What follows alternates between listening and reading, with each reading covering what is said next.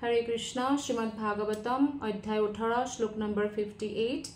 Matchittaha sarva durigane, mat prasadat tarishyasi, atha tretvam ahankaran, nashrusyasi vinakshasi. अनुवाद और तात्पर्य शिल प्रभुपादर द्वारा शिल प्रभुपाद की जय। তুমি যদি মোৰ বিষয়ে সচেতন হৈ থাকা তেনেহলে জীৱনৰ সকলো বাধা মোৰ কৃপাতেই অতিক্ৰম কৰি যাব পাৰিবা আৰু যদিহে তুমি তেনে সচেতনতা লৈ কাম নকৰা আৰু মিথ্যা অহংকাৰেৰে পৰিচালিত হৈ মোৰ কথা নুশুনা তেনেহলে তুমি বিনাশ প্ৰাপ্ত হবা। অৰ্থাৎ ভগৱানে ইয়াতে এই উপদেশ দিছে অৰ্জুনক আৰু অৰ্জুনৰ দ্বাৰা আমাৰ প্ৰতি উপদেশ হয় ভগৱানৰ যে আমি ভগৱানৰ বিষয়ে সদায় সচেতন হৈ থাকিব লাগে। অৰ্থাৎ আমাৰ দৈনন্দিন যি কৰ্ম কৰিলেও আমি সদায় ভগৱানক পাহৰি কেতিয়াও যাব নালাগে আৰু ভগৱানক আমি কেতিয়া পাহৰি নাযাম যেতিয়া আমি ভগৱানৰ নাম সদায় জপ কৰিম, কাৰণ ভগৱানৰ নাম আৰু ভগৱানৰ মাজত কোনো পাৰ্থক্য নাই।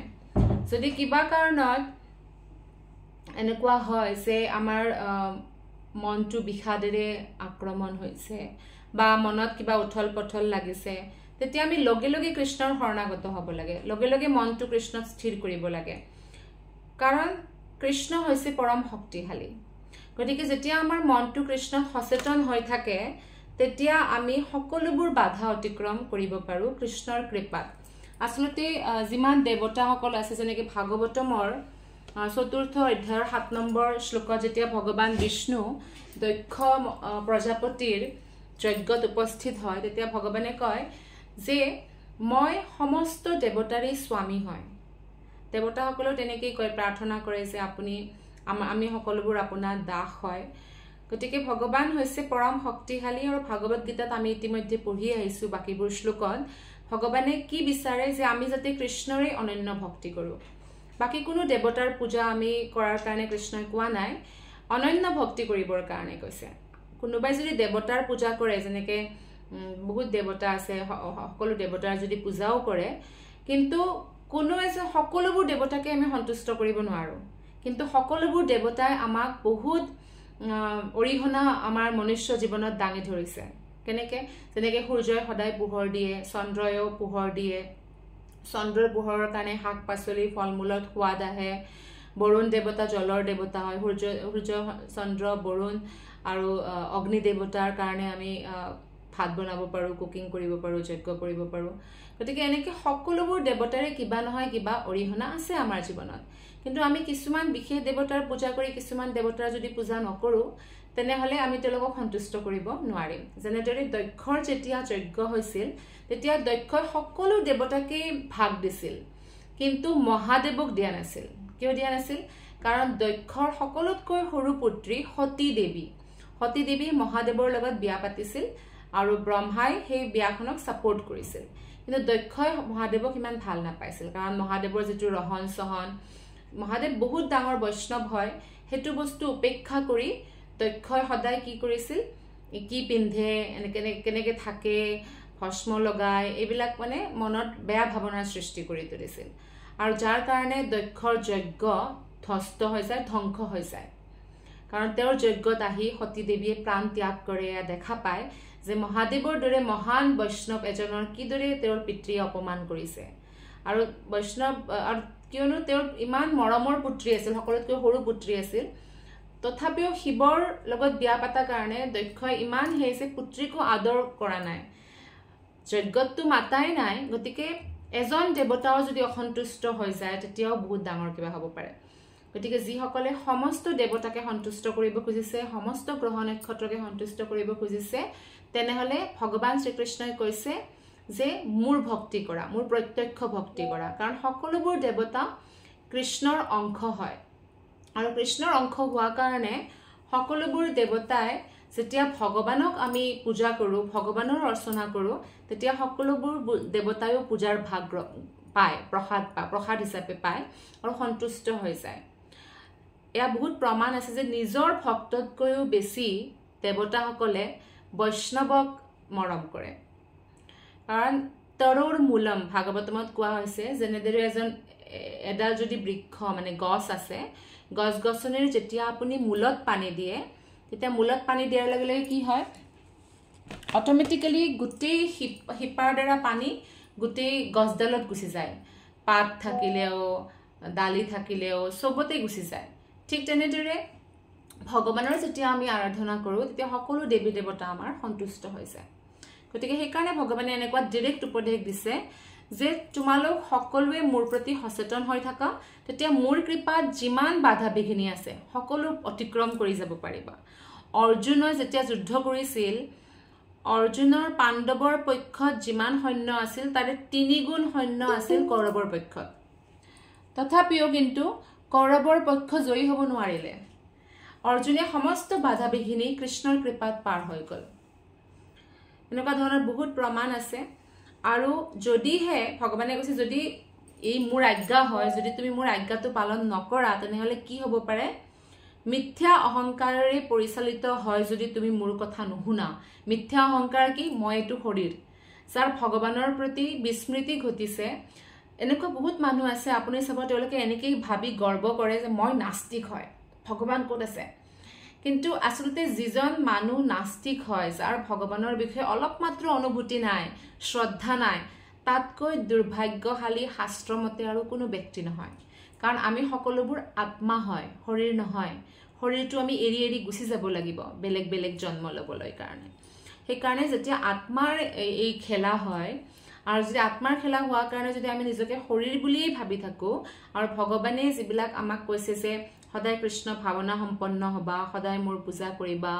নাম জপ কৰিবা সদায় মোৰ প্ৰতি সচেতন হৈ থাকিবা সচেতন মানে যেনেদৰে মাক দেউতাকৰ প্ৰতি এটা যদি সন্তান সচেতন হয় ধৰা হলি স্কুলত পঢ়ি আছে কিন্তু এনেকে বোলে কোনোবাই বোলে তাৰ বেয়া অভ্যাস গঢ়ি তুলিবৰ কাৰণে চেষ্টা কৰিলে কিবা এনেকুৱা অখাদ্য খাবৰ কাৰণে কৈছে তেতিয়া সেই ক'ব নাখাওঁ মই কাৰণ মোৰ মা দেউতাই ভাল নাপাব যদি মা দেউতাই যেনেকে মা দেউতাক মই ভাল পাওঁ সেইকাৰণে মই এইবোৰ অখাদ্য কেতিয়াও নাখাওঁ গতিকে সি সচেতন মাক দেউতাকৰ আজ্ঞাৰ প্ৰতি কাৰণ সি জানে যে মোৰ মা দেউতাতকৈ আৰু মোৰ ভাল ভাবি লগা কোনো নাই ইয়াত মানে মোৰ যদি কোনো ফ্ৰেণ্ডো হয় আৰু সি যদি মোক বেয়া বস্তু খাবৰ কাৰণে কৈছে কিন্তু মোৰ মা দেউতাই বাধা দিছে মোৰ ভালৰ কাৰণে গতিকে মোৰ মা দেউতাতকৈ বেছি শুভচিন্তক এইজন মানুহ হ'ব নোৱাৰে গতিকে সি জানে ঠিক তেনেদৰে যিসকল ভক্ত তেওঁলোকে জানে যে কৃষ্ণই আমাৰ বেষ্ট ফ্ৰেণ্ড হয় ভাগৱত গীতাত কৃষ্ণই কৈছে সুহৃদ মানে বেষ্ট ফ্ৰেণ্ড হয়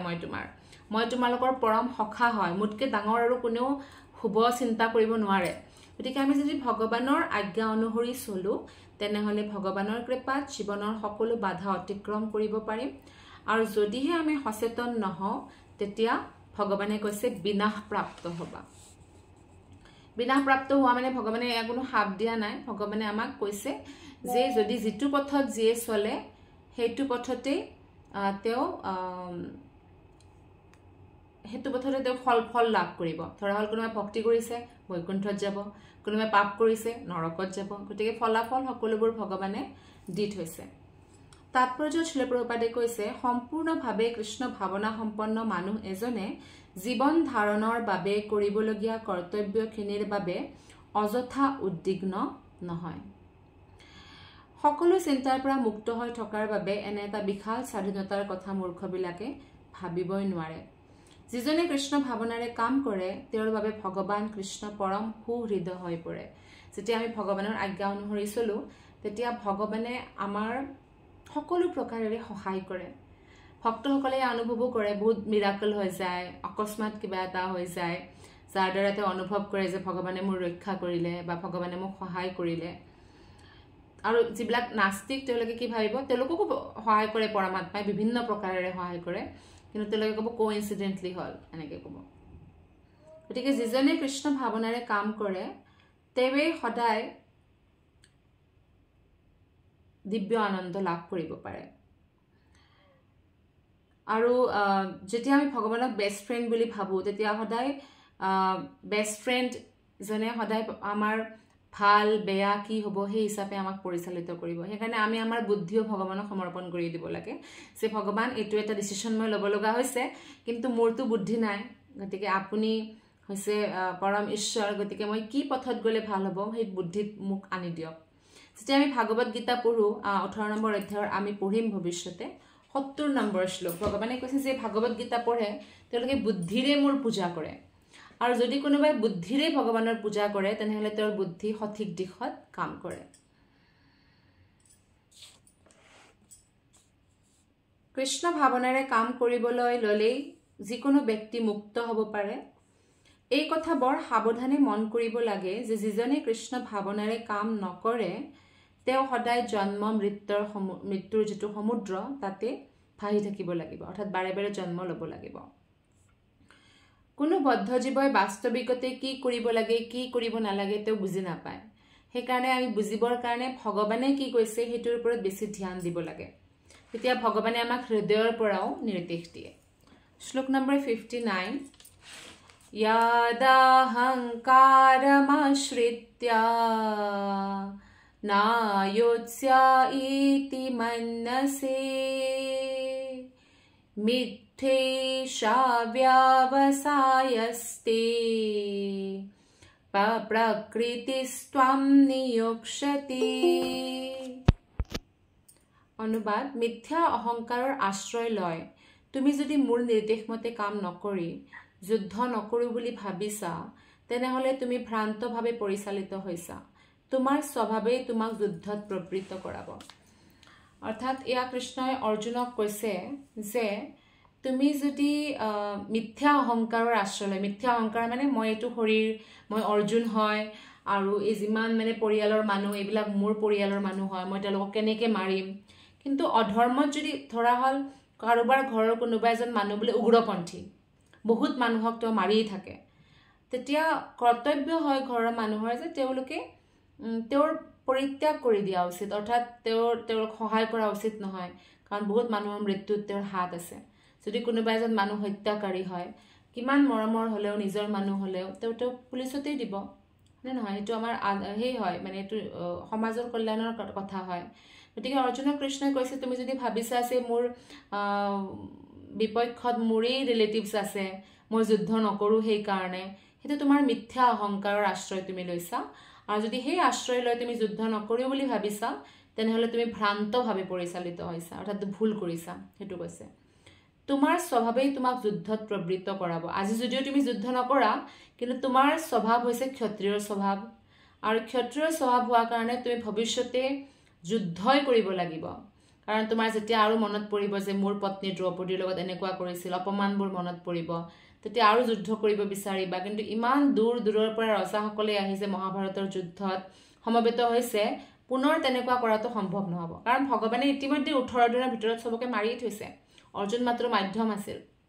গতিকে কৃষ্ণই সেই তেনেকৈ উপদেশ দিছে। এইটো আমি কেনেকৈ বুজি ল'ম? আমাৰ চাওক, ভগৱানে যুদ্ধ ক্ষেত্ৰতেই অৰ্জুনক ভাগৱত গীতাৰ উপদেশ দিছিল। আমাৰ জীৱনটো আচলতে যুদ্ধ হয়, আমি জীৱন সংঘৰ্ষ ডেইলিয়েই কৰি থাকোঁ। বাহিৰৰ মানুহৰ লগত কৰক নকৰক, আমি আমাৰ ভিতৰৰ যিবিলাক বিকাৰ, কামনা, ক্ৰোধ, লোভ, মোহ, অহংকাৰ, এইবিলাক ভাৱনাৰ লগত আমি কি কৰোঁ? সংঘৰ্ষ কৰি থাকিব লগা হয়। আমি বিচাৰোঁ যে আমি পজিটিভ হৈ থাকোঁ, কিন্তু এই পজিটিভ হৈ থাকিব নোৱাৰোঁ, মনটো বিচলিত হৈ যায়, সেইটো এটা সংঘৰ্ষ হয়। যদি আমি জীৱন সংঘৰ্ষত ভাগৱত গীতাৰ উপদেশ পালন কৰোঁ তেনেহ'লে আমিও অৰ্জুনৰ দৰে বিজয় হ'ব পাৰিম। অৰ্জুন এজন যোদ্ধা আছিল, তেওঁ ক্ষত্ৰিয়ৰ স্বভাৱ লৈ জন্মগ্ৰহণ কৰিছিল, গতিকে তেওঁৰ স্বভাৱ সিদ্ধ কৰ্তব্য হৈছে যুদ্ধ কৰাটো। কিন্তু মিথ্যা অহংকাৰৰ ফলত তেওঁ সদায় ভুল কৰিছিল, এনেকৈ ভয়ো কৰিছিল যে মই মোৰ কেনেকৈ ৰিলেটিভছক মাৰিম, সম্বন্ধীবোৰক কেনেকৈ মাৰিম, কাৰণ তেওঁ এনেকৈ ভাবিছিল যে তেওঁ শৰীৰৰ লগত জড়িত কৰি ভাবিছিল। কিন্তু আচলতে কৃষ্ণই বিচাৰিছিল যে গোটেই পৃথিৱীত এজন ধাৰ্মিক ৰজা আহক, যিয়ে ধৰ্মৰ সিদ্ধান্তসমূহ প্ৰতিস্থাপনা কৰক আৰু যাৰ দ্বাৰা সমাজো সুখী হ'ব। গতিকে যুধিষ্ঠিৰক ৰজা বনাব খুজিছিল, তেওঁ হৈছে ধৰ্মৰাজৰ পুত্ৰ। এইপিনে দুৰ্যোধনৰো বহুত ভাল যোদ্ধা বা দুৰ্যোধনৰ বহুত বস্তুত ভাল হয়, কিন্তু কেৰেক্টাৰৰ বিষয়ত আমি প্ৰমাণ পাইছোঁ যে নিজৰ বৌ হয়, বৌ মাতা সমান হয়, মানে নিজৰ ভাইৰ ঘৈণীয়েক হয়, পাব্লিকলি তেওঁক নগ্ন কৰাৰ যিটো প্ৰচেষ্টা আৰু এনেকুৱা এজনী সন্মাননীয় মানে স্ত্ৰী হয় তেওঁ, যে যজ্ঞৰ অগ্নিৰ পৰা উৎপন্ন হৈছে, অগ্নিপুত্ৰী হয়। আৰু তাৰোপৰি তেওঁ ৰাণী হয়। তেওঁৰেই যদি সুৰক্ষা নাই, তেনেহ'লে বাকী স্ত্ৰী বা বাকী মানুহৰ যে সাধাৰণ জনতা, তাক সেই ৰজাই কি ভেলু দিব? গতিকে এনেকুৱা ধৰণৰ যিবিলাকে ভক্তৰ প্ৰতি বিদ্বেষ ভাৱ ৰাখে, তেনেকুৱা এজন ৰজা হোৱাটো কৃষ্ণই নিবিচাৰে, যে দুৰ্যোধন ৰজা হ'ব নালাগে, যুধিষ্ঠিৰ হ'ব লাগে। গতিকে পাৰ্চনেল, এইটো যুদ্ধ আচলতে পাৰ্চনেল নাছিল, এইটো সকলোৰে কল্যাণৰ কাৰণে আছিল। শ্লোক নম্বৰ 60। স্বভাৱজেন কৌন্তেয়া নিবদ্ধঃ স্বেন কৰ্মণা কৰ্তুম নেচ্ছসি য়ন্মোহাৎ কৰিষ্যস্যাৱশোপিতাৎ। এই শ্লোকটোত কৈছে ভগৱানে, হে কৌন্তেয়, ভ্ৰমৰ বশৱৰ্তী হৈ তুমি এতিয়া মোৰ নিৰ্দেশ মতে কাম কৰিবলৈ অস্বীকাৰ কৰিছা, কিন্তু তোমাৰ স্বভাৱজাত কৰ্মই সেই কামকে কৰিবলৈ তোমাক বাধ্য কৰিব। আমাৰ স্বভাৱজাত যিটো কৰ্ম হয়, আমি সেইটো কৰিব লাগে, আৰু কিন্তু সেই কৰ্মটো কৰোঁতে আমি কৃষ্ণৰ ভাৱনাৰে ভাবিত হ'ব লাগে, কৃষ্ণৰ প্ৰতি সচেতন হৈ থাকিব লাগে। গতিকে কৃষ্ণই কৈছে, এতিয়াতো তুমি যুদ্ধ নকৰি বুলি কৈছা, কিন্তু এনেকুৱাতো নহয় যে ভৱিষ্যতে তুমি বোলে কোনোদিনে যুদ্ধ নকৰা। তুমি কৈছা যে মই বৈৰাগী হৈ যাম, মই ভিক্ষা খুজি খাম, কিন্তু ক্ষত্ৰিয়ৰ কাৰণে সেইটো সম্ভৱ নহয়। হয়তো এইখন যুদ্ধ তুমি যুদ্ধ নকৰা, কিন্তু ভৱিষ্যতে যুদ্ধটো কৰিবা। কাৰণ যেতিয়া তেওঁলোকে অজ্ঞাত বাসত আছিল, অজ্ঞাত বাসটো সম্পূৰ্ণ কৰিব লাগে, কিন্তু তথাপিও যেতিয়া ৰজাক আক্ৰমণ কৰিছিল, যাৰ আণ্ডাৰত তেওঁলোক আছিল মানে অজ্ঞাত বাসত, তেতিয়াওতো তেওঁ বৃহন্নলা হৈও যুদ্ধ কৰিছে। কাৰণ যাৰ ভিতৰত যিটো স্বভাৱ, সেইটো পৰিলক্ষিত হয়, উঠিবই উঠিব। কোনোবাই যদি পৰমেশ্বৰৰ নিৰ্দেশ মতে কাম কৰিবলৈ অস্বীকাৰ কৰে, তেনেহ'লে প্ৰকৃতিৰ যিটো গুণৰ প্ৰভাৱত তেওঁ আছে, সেই গুণটোৱে তেওঁক কাম কৰিবলৈ বাধ্য কৰায়।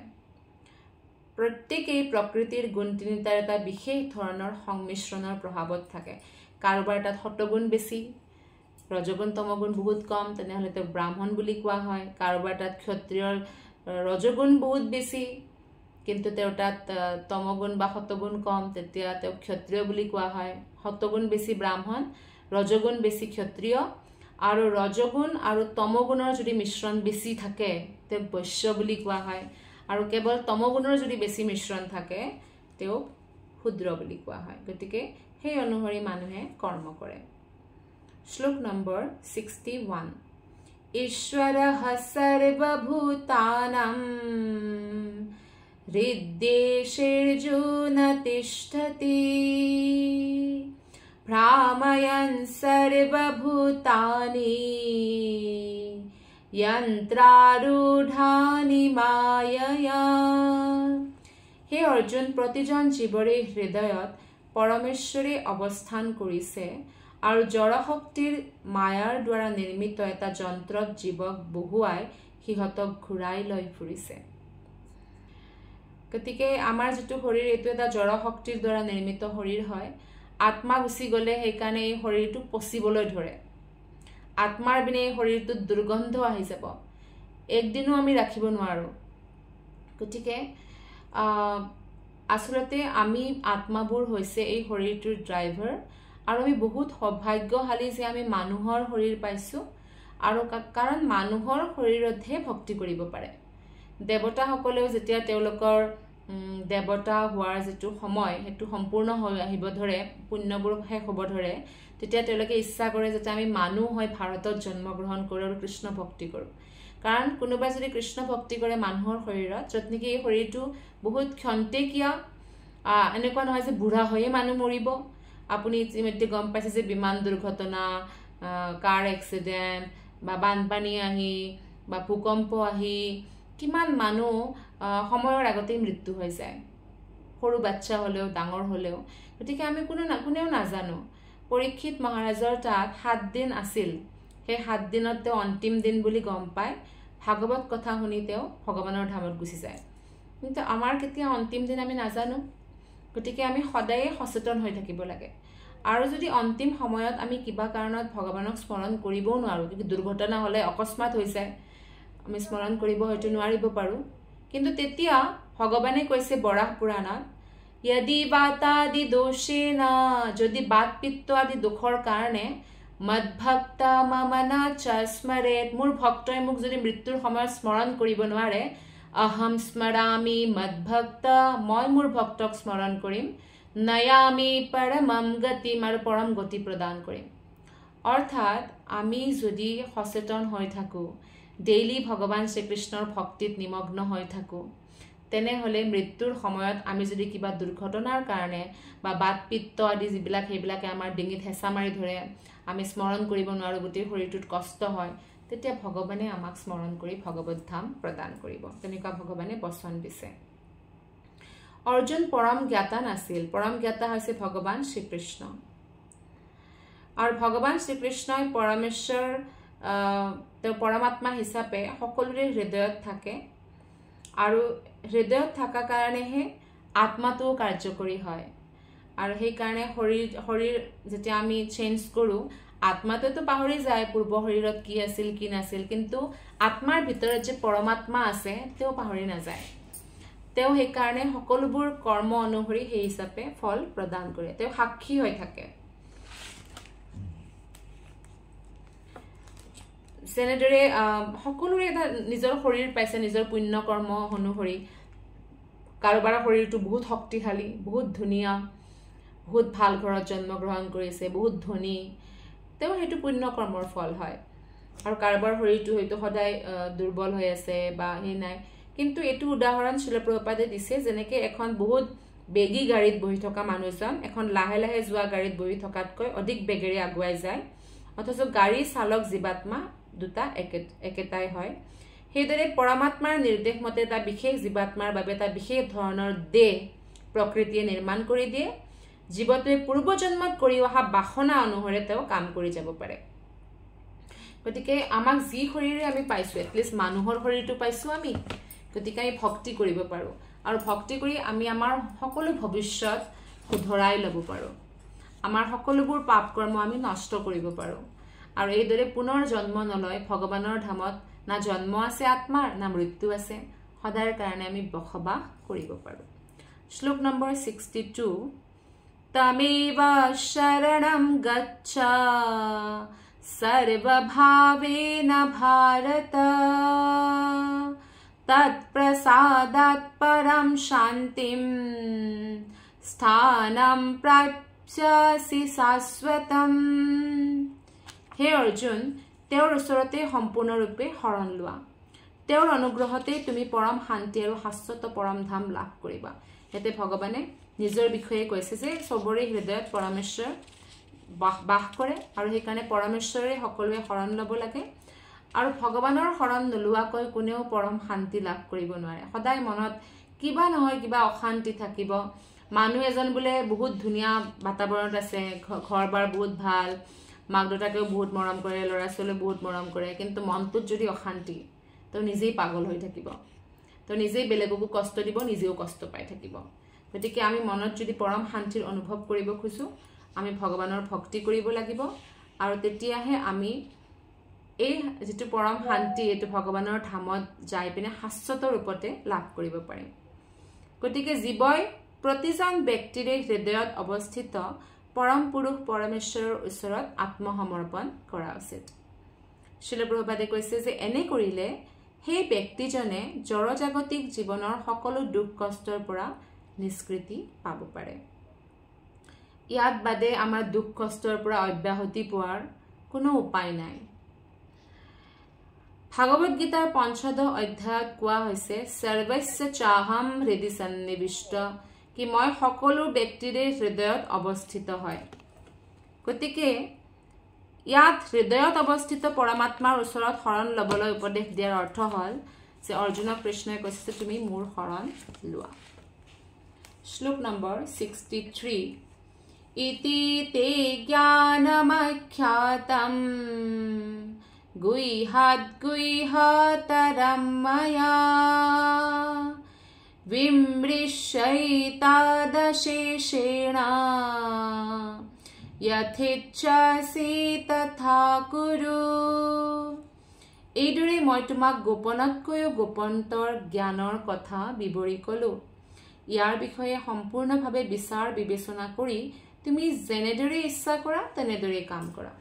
ইয়াত বহুত মহত্বপূৰ্ণ শ্লোক হয়। ভগৱানে অৰ্জুনক কৈছে যথেচ্ছসি তথা কুৰু। ভগৱান আমাৰ সকলোৰে বেষ্ট ফ্ৰেণ্ড হয় আৰু বেষ্ট ফ্ৰেণ্ডে কেতিয়াও আমাক ৰিমোট কণ্ট্ৰলৰ দৰে ব্যৱহাৰ নকৰে, যে তেওঁ ৰিমোট এটা যে ৰবট চলাবৰ কাৰণে ৰিমোট কণ্ট্ৰলৰ দৰে নহয়। ভগৱান শ্ৰীকৃষ্ণই আমাক সকলোকে স্বতন্ত্ৰতা দিছে। তেওঁ আমাক শাস্ত্ৰত দিয়া কথাখিনি কৈছে আৰু কৈছে এতিয়া তুমি যি ইচ্ছা নিজৰ বুদ্ধি লৈ পিনে সেইমতে কাম কৰা। অৰ্জুনকো তেনেকৈ কৈছে যে মই তোমাক সকলোতকৈ গোপনীয় জ্ঞান দিছোঁ অৰ্জুন, এতিয়া তুমি বুদ্ধিৰে ভাবি চোৱা কি কৰা উচিত কি অনুচিত আৰু সেই হিচাপে তুমি এতিয়া কাম কৰা। তো ভগৱানে আমাক সদায় স্বতন্ত্ৰতা দিয়ে। যেতিয়া আমি আমাৰ ৰিলেশ্যনশ্বিপছটো যেতিয়া আমি বহুত বেছি ফ'ৰ্চ কৰোঁ তেতিয়া মানুহজনে উশাহ নোপোৱা যেন হৈ যায়।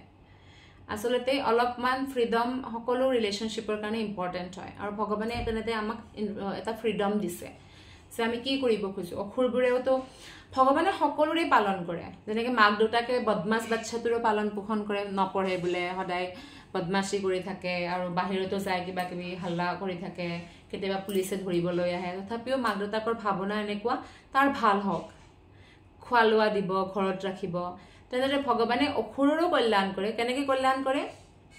তেওঁলোকক যিবিলাক মানে খোৱা লোৱা বা পালন পোষণ কৰে তাৰোপৰি দণ্ড দি পিনে কল্যাণ কৰে। মাক দেউতাকে যেনেকৈ ল'ৰা ছোৱালীক দণ্ড দি তেওঁলোকৰ কল্যাণৰ কাৰণে কাম কৰে। এতিয়া যেতিয়া সৰু থাকোঁ আমি তেতিয়া কি হয়, সৰু থাকিলে ধৰক মাকে বোলে গাখীৰ খা জবৰদস্তি কৰিছে, কিন্তু সি খাই ভাল নাপায়, বহুত বেয়া পায়। আৰু দেউতাকে বোলে কয় যে পঢ়, সি বেয়া পায়, কি সদায় পঢ়িব কৈ থাকে, আমাক খেলিব নকয় কেতিয়াও। কিন্তু যেতিয়া ডাঙৰ হয় তেতিয়া গম পায় যে এইটো আমি যদি নকৰিলেহেঁতেন তেনেহ'লে ইমানখিনি আমি পঢ়িব নোৱাৰিলোহেঁতেন। যদি আমি ভাল খাদ্য গাখীৰ ফল মূল নাখালোহেঁতেন শৰীৰটো ইমান বলৱান নহ'লহেঁতেন। গতিকে ডাঙৰ হৈ তেওঁ বুজি পায় যে আচলতে যি আমাৰ দেউতা মায়ে কৈছিল সৰুতে সেইটো আমাৰ কাৰণে বহুত বেনিফিচিয়েল হয়। সেইটো সেনেকৈ মানে তেওঁ বুজি পায় সেই কথাটো। বিশেষকৈ ভক্তিত যদি আমি আহোঁ, ভক্তিত আমাৰ ডিচিপ্লিনৰ বহুত দৰকাৰ হয়। ডিচিপ্লিন নাথাকিলে আমি ডেইলি ষোল্লমালা কৰিব নোৱাৰোঁ। আমি প্ৰায়ৰিটি নিদিম মালাক, আমি মানে ভাবিম যে কৰিম মালা নকৰিলে কি হ'ব, বাকী কামবোৰ বেছি ইম্পৰ্টেণ্ট হয়। তেনে শৰীৰৰ কামটোক আমি বেছি ইম্পৰ্টেণ্ট দিওঁ, কিন্তু ভক্তিৰ কামটোক আমি ইম্পৰ্টেণ্ট নিদিওঁ, যিটো আচলতে বেছি ইম্পৰ্টেণ্ট হয়, আত্মাৰ কাৰ্য। গতিকে আমি যদি কিবা পূজা কৰোঁ নকৰোঁ, চাকি দিওঁ নিদিওঁ, কিন্তু আমি হৰিনাম জপ কৰাটো চবতকৈ বেছি ইম্পৰ্টেণ্ট কাম হয়। কোনোবাই বোলে কোনো ধৰণৰ পূজা কৰা নাই, কেৱল হৰিনাম জপ কৰিছে, ষোল্লমালা ডেইলি, যথেষ্ট হয়, সেইটোৱে পূজা হয়, সেইটো বহুত মেইন থিং হয়, আত্মাৰ আহাৰ হয়। আৰু যেতিয়া আমি হৰিনাম জপ কৰিম অট'মেটিকেলি বাকী বস্তুবোৰত আমাৰ মন লাগিব। ভগৱানৰ কেনেকৈ অৰ্চনা কৰিম, বন্দনা কৰিম, সেৱা কৰিম, এইবিলাকতো আমাৰ মন লাগিব। আৰু তাৰ কাৰণে আমি নিশ্চিতৰূপে ভাগৱত গীতা শ্ৰৱণ কৰিব লাগিব।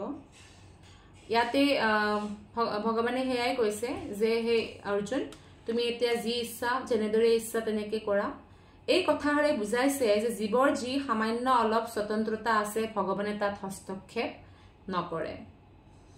এজন ব্যক্তিয়ে কেনেদৰে জীৱনত উৎকৰ্ষ লাভ কৰিব পাৰে সেই বিষয়ে ভাগৱত গীতাত ভগৱানে সকলো ফালৰ পৰা বুজাই দিছে। গতিকে এই ভাগৱত গীতাখন আমাৰ কাৰণে মেনুৱেলৰ দৰে। এটা মেচিন কিনিলে এটা মেনুৱেল পায়, সেই মেনুৱেল অনুসৰি আমি কাম কৰিলে মেচিনটো বহুত ভালদৰে চলে। ঠিক তেনেদৰে ভাগৱত গীতাৰ অনুসৰি যদি আমি মানৱ জীৱনটো যদি চলাই লৈ যাওঁ তেনেহ'লে বহুত ভালদৰে চলিব। আৰু মৃত্যুৰ অন্তত, কাৰণ মৃত্যুৰ পৰা যেতিয়া জন্ম লৈছে সকলো মৃত্যুৰতো সন্মুখীন হ'ব লাগিব। গতিকে মৃত্যুৰ ভাবি একো লাভ নাই যে কি হ'ব, মৰিম নেকি, মৰিবই সকলোৱে, শৰীৰটো এৰিবই লাগিব। গতিকে শৰীৰটো এৰাৰ সময়ত যাতে আমি সফল হওঁ আৰু ভগৱানৰ ধামত যাব পাৰোঁ। শ্লোক নম্বৰ 64। সৰ্বা গুহ্যাতমম ভূয়ঃ শৃণু মে পৰমম বচঃ ইষ্টোসি মে দৃঢ়ম ইতি ততো বক্ষ্যামি তে হিতম। যিহেতু তুমি মোৰ পৰম প্ৰিয়জন সেইবাবে মই তোমাক আটাইতকৈ উত্তম গোপনতম উপদেশটো দিব খুজিছোঁ। মোৰ এই উপদেশ শুনা, কাৰণ ই তোমাৰ পক্ষে উপকাৰী। যেতিয়া কৃষ্ণৰ ভক্তি আমি বহুত ভালভাৱে কৰোঁ তেতিয়া কৃষ্ণই আমাক সকলোবোৰ গোপনীয় জ্ঞান আমাৰ হৃদয়ত প্ৰকাশিত কৰি দিয়ে। বা এনেকুৱা ধৰণৰ ভক্তৰ লগত আমাৰ লগ কৰাই দিব যে তেওঁৰ পৰা আমি বহুত বস্তু শিকিব পাৰিম, জানিব পাৰিম আৰু হৃদয়ৰ পৰা পৰমাত্মাই আমাক নিৰ্দেশ দিব। অৰ্জুনক কৃষ্ণই কৈছে যে তুমি মোৰ অত্যন্ত প্ৰিয় হয় অৰ্জুন, সেইবাবে মই সকলোতকৈ উত্তম গোপনীয় উপদেশটো তোমাক দিব খুজিছোঁ আৰু মোৰ এই উপদেশটো ধ্যান দি শুনা, কাৰণ তোমাৰ পক্ষে বহুত লাভদায়ক হয়। ভগৱানে অৰ্জুনক গোপন জ্ঞান দিলে আৰু গোপন্তৰ জ্ঞানো দিলে, ব্ৰহ্মজ্ঞান দিছে, পৰমাত্মাৰ জ্ঞান দিছে। এতিয়া সকলোতকৈ গোপন জ্ঞানটো দিব খুজিছে যে ভগৱানে ক'ব যে কৃষ্ণৰ শৰণ লোৱাৰ বিষয়ে ক'ব। নৱম অধ্যায়ৰ শেষত ভগৱানে কৈছে মনমনা, মানে তোমাৰ মনটো মোৰ তাত স্থিত কৰি দিয়া। এই সাৰমৰ্ম এজন সাধাৰণ মানুহে বুজি পাব নোৱাৰে, কিন্তু যিজনে ভগৱান শ্ৰীকৃষ্ণৰ ভক্তিত লাগি আছে, কৃষ্ণৰ পৰম প্ৰিয় শুদ্ধ ভক্ত হয়, তেওঁহে বুজিব পাৰিব। এই উপদেশটো কেৱল অৰ্জুনৰ বাবে নহয়, আমি সকলোৰে বাবেও হয়। 65 শ্লোক।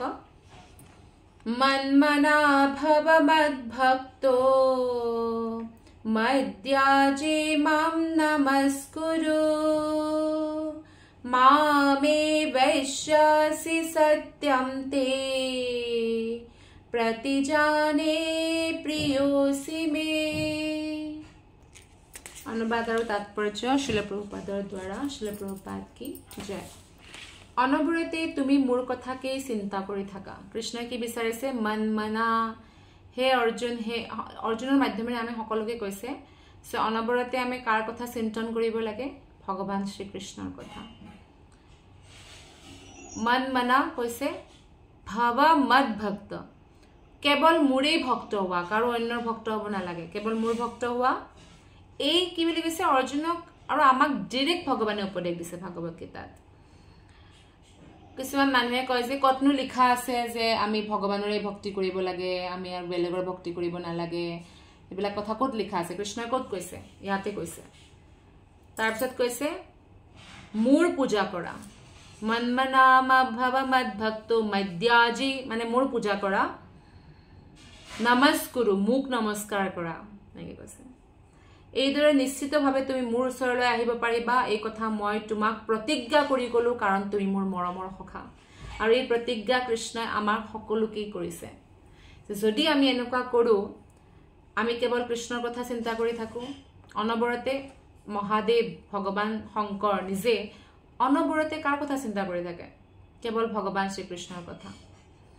কাৰণ তেওঁ জানে যে কৃষ্ণই হৈছে আদি ভগৱান, কৃষ্ণই হৈছে পৰম ভগৱান, কৃষ্ণ বিষ্ণু ৰাম একেটাই কথা।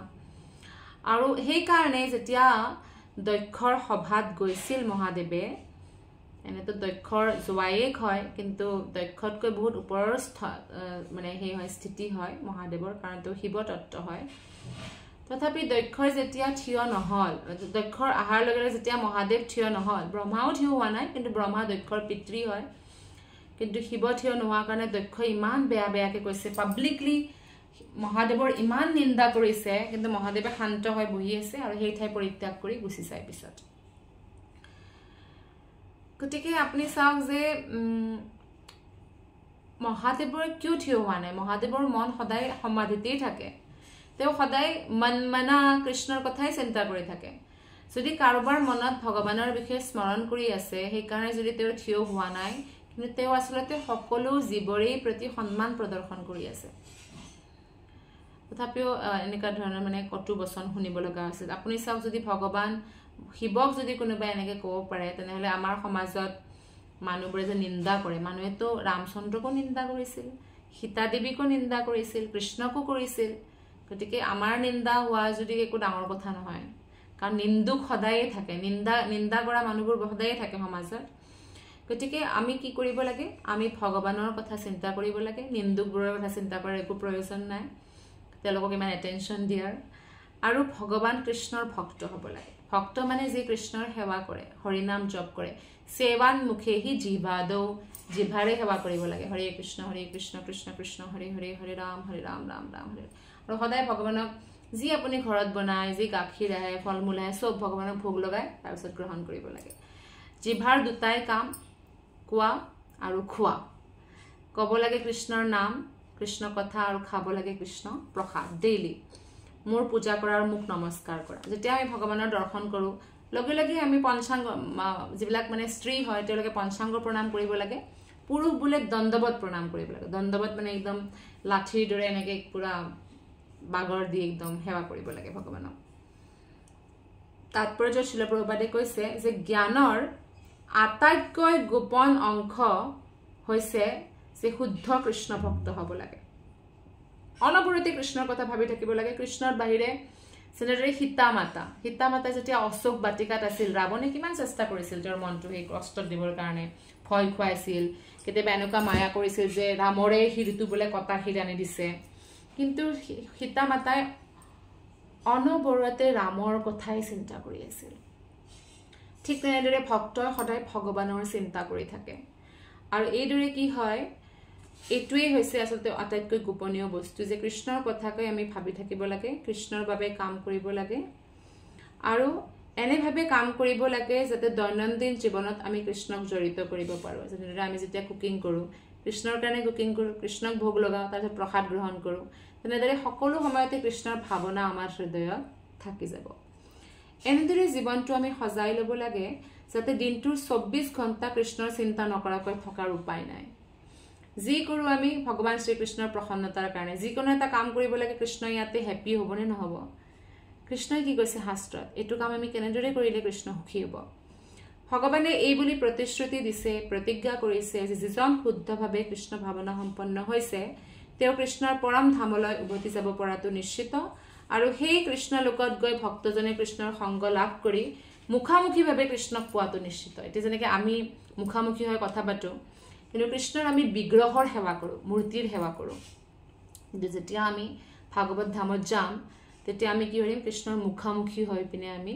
এনেদৰে আমি কৃষ্ণৰ লগত বসবাস কৰিব পাৰোঁ কিছুমানে কয় নহয় নহয় কৃষ্ণৰ মূৰ্তিৰ পূজা কৰিব নালাগে ভাগৱতমত কৃষ্ণই নিজেই কৈছে এইটো কথা যিবিলাক ব্ৰাহ্মণসকলে যেতিয়া বামুণৰ পত্নীসকলে কৃষ্ণৰ কাৰণে প্ৰসাদ লৈ যায় ভোগ লৈ যায় তেতিয়া তেওঁলোকে যাব নোখোজে কৃষ্ণ কৰি কৃষ্ণই কৈছে নহয় তোমালোকে যোৱা মোৰ মূৰ্তিৰ সেৱা কৰা মোৰ আৰু মোৰ মূৰ্তিৰ মাজত একো ডিফাৰেঞ্চ নাই আৰু এই শৰীৰটো এৰাৰ পিছত তোমালোকে মোক প্ৰাপ্ত কৰিবা গতিকে কৃষ্ণৰ পূজা কৃষ্ণৰ মূৰ্তিৰ পূজা ডিফাৰেণ্ট হয় বাকী দেৱতাসকলৰ পূজাতকৈ জ্ঞানৰ এই গোপনতম অংশটো অৰ্জুনক কোৱা হৈছে এইবাবে যে অৰ্জুন কৃষ্ণৰ প্ৰিয় বন্ধু এই কথাসমূহে ইয়াকেই প্ৰতিপন্ন কৰিছে যে ভক্তই একাগ্ৰ চিত্তে মূৰত ময়ূৰ পাখিৰে সুশোভিত বেণুধাৰী দ্বিভুজ বিশিষ্ট ভগৱান শ্যাম সুন্দৰৰ কৃষ্ণ ৰূপতেই মনটো নিবৃষ্ট কৰিব লাগে স্থিৰ কৰি ৰাখিব লাগে কৃষ্ণৰ ওপৰত মনটো যেতিয়া আমি স্থিৰ কৰি ৰাখিম তেতিয়াহ'লে কোনো ধৰণৰ দুখ বা কষ্টই আমাক স্পৰ্শ কৰিব নোৱাৰে গতিকে আজিৰ ক্লাছটো আমি ইমানতেই সামৰিছোঁ আপোনালোকক বহুত বহুত ধন্যবাদ হৰে কৃষ্ণ